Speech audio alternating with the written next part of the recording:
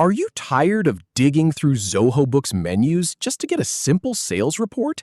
Learn how to export a profit and loss report in under 2 minutes. I'll show you the fastest path. Open Zoho Books, go to Reports, then Favorites, and run a business overview report. Then we'll customize and export it.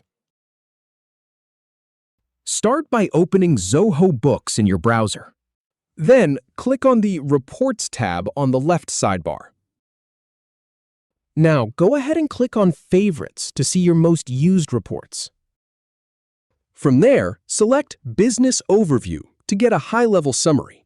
Next, click on Profit and Loss to open that specific report. Now, select the desired date range for your report. For example, you can click on This Month to quickly set it. Then, choose your preferred accounting method. For instance, click on Cash if that's what you need. Once that's done, click on Run Report to generate the data. Now, click on the Export button to see your options. Select Export to Zoho Sheet to send it to a spreadsheet.